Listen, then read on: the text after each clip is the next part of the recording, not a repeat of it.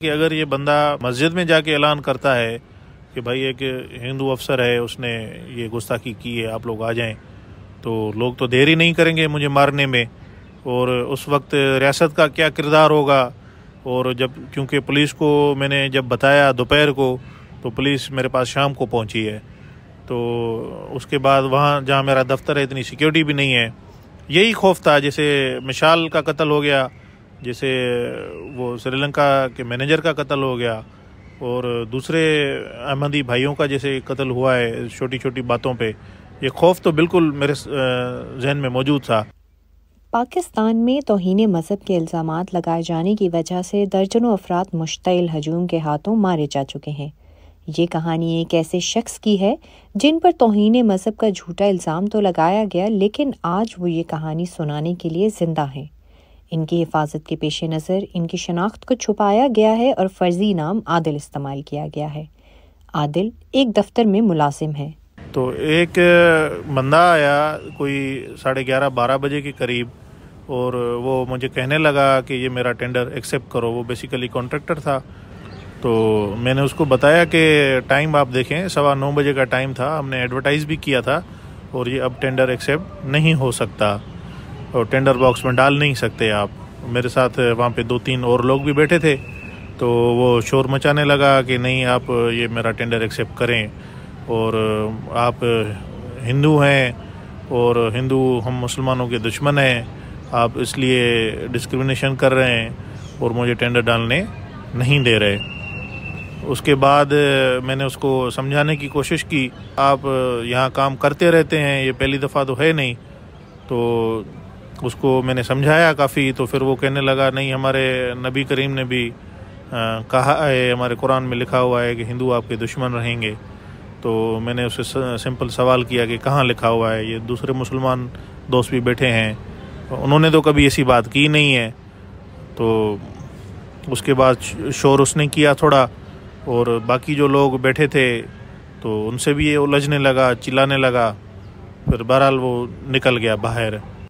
جس کے بعد عادل اپنے روزمرہ کے دفتری کاموں میں مصروف ہو گئے۔ وہ نہیں جانتے تھے کہ ان کے انکار کی وجہ سے ان پر توہین مذہب کا جھوٹا الزام لگا دیا جائے گا۔ 1-2 گھنٹے جیسے ہی گزرے ہیں نا، تو اس نے لوگوں کو باہر، دوسرے جو دفتر کے کمرے تھے وہاں لوگ موجود تھے، ان کو وہ لوگوں کو کہنے لگا کہ بلاسفیمی کی ہے، توہین رسالت کی ہے، نبی کی شان میں گستاخی کی ہے۔ وہ مجھے میرے ایک دفتر کے ہی بندے نے آ کے بتایا، اور جیسے ہی اس نے مجھے بتایا تو میں ایک دم شاک ہو گیا، اور بالکل کنفیوز بھی ہو گیا، اور پریشان ہونے لگا میں۔ تو کیونکہ یہ واقعہ میرے ساتھ پہلا، تو میرے ساتھ جو ہو رہا تھا، یہ سوسائٹی میں تو ہوتے رہتے ہیں اس طرح کے واقعے، میں کنیکٹڈ بھی ہوں سوشل میڈیا سے، تو میں نے فوراً یہ فیصلہ کیا کہ میں پولیس کو یہ رپورٹ کرتا ہوں کہ یہ چیز ریکارڈ پہ رہے، کیونکہ میرے پاس تو وہ 2-3 شاہد بھی موجود تھے جنہوں نے اپنے آنکھوں سے سارا واقعہ دیکھا تھا۔ لکیلی وہ مسلمان تھے۔ ایک تصور سا ذہن میں بن رہا تھا، میں دفتر میں بیٹھا ہوں، ضرور میرے دوست رجسٹ کریں گے، جو مسلم میرے فرینڈ ہیں، جو مجھے جانتے ہیں سالوں سے۔ میں جب چھوٹا تھا تو 12 ربیع اول کی جب موقع آتا تھا تو ہم پہلے 8-10 دن ہم پہلے اس کو ویلکم کرنے کی تیاریاں کرتے تھے۔ اتنی مذہبی رواداری میرے اندر موجود تھی۔ میں گلیاں، وہ جھنڈے بنا کے، جھنڈیاں بنا کے گلیاں سنگارتا، جو ہے اس کو ڈیکوریٹ کرتا تھا، اپنی گلی کو ساری کو 4-4 5-5 دن جاگتے تھے ہم بنانے کے لیے۔ تو کہ کیسے ممکن ہے کہ مجھ جیسے بندے پہ توہین رسالت کا الزام لگا دیا جائے؟ تو لوگ میرے کردار سے بھی واقف ہیں، میری مذہبی رواداری سے بھی واقف ہیں، تو ایک یہ بھیانک سا جو ہے نا امیج میرے ذہن میں کریٹ ہو گیا تھا۔ مجھے یقیناً آپ اگر سچ پوچھیں تو مجھے یہ خوف ستانے لگا تھا کہ میرے ساتھ بھی کچھ نہ کچھ ہو سکتا ہے، کیونکہ اگر اتنا کراؤڈ، کوئی مسجد سے ہی اگر یہ بندہ کوئی 100-200 بندے لے کے آئے تو یہ پولیس کے لیے ممکن نہ ہوتا کہ وہ کنٹرول کر پائیں۔ تو بالکل میں پریشانی کی حالت میں تھا اور گھبرا رہا تھا کہ پتہ نہیں کیا ہوگا۔ میرا ایک دوست ہے، اس کے روابط ہیں اپنا سیکیورٹی فورسز میں، تو میں نے اس کو بھی بتایا کہ یہ میرے ساتھ ہوا ہے، آپ کبھی کچھ کریں نہیں، بس آپ کے ذہن میں رہے کہ کل اگر کوئی واقعہ ہو تو آپ کو یہ معلوم ہو کہ میں نے آپ کو پہلے ہی بتا دیا تھا۔ اسی طرح میں نے اپنے گھر والوں کو تو بالکل نہیں بتایا کہ وہ پریشان ہو جاتے، اور اس کے بعد ایک دو اور دوستوں کو جو وہ ہائی پوزیشنز پہ ہیں، میں نے اس کو بتا دیا کہ بھائی یہ میرے ساتھ ہوا ہے، اگر کوئی مس ہیپ ہو تو وٹنس کے پاس موجود رہیں، اور اگر کوئی قانونی بات آتی ہے عمل میں تو اس کو اس طرح سے ہینڈل کیا جا سکے۔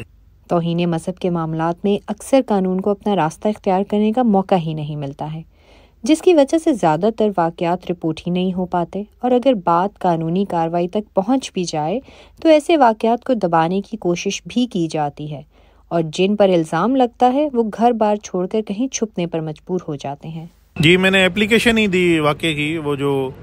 اس حد کا جو ایس ایچ او تھا وہ بھی ہندو تھا، تو وہ بھی گھبرانے لگا کہ اگر میں ایس ایچ او اپنی ڈیوٹی تو سر انجام دے رہا ہوں، اگر میں بھی ہندو ہوں، تم بھی ہندو ہو، اور اگر میں یہ واقعہ رپورٹ کرتا ہوں تو پتہ نہیں لوگ اس پہ یقین کریں گے یا نہیں کریں گے۔ تو سب سے زیادہ اہم رول یہاں پہ وٹنس کا تھا، تو وہ وٹنس کیونکہ مسلمان تھے، انہوں نے جو بھی حقیقت تھی واقعے کی انہوں نے بیان کی، اور جس میں میرے لفظ سے کوئی بھی ایک لفظ گستاخی کا نہیں نکلا تھا، کیونکہ وہ من گھڑت اسٹوری اس نے بنائی ٹینڈر ریجیکٹ ہونے کی وجہ سے۔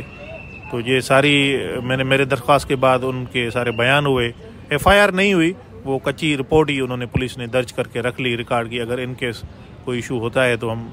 اس کو ایف آئی آر کی صورت میں لے کے اور پھر کارروائی کریں گے۔ میں سمجھتا ہوں کہ ایف آئی آر جو انہوں نے نہیں کاٹی، میرے نظر میں بھی یہ ٹھیک تھا،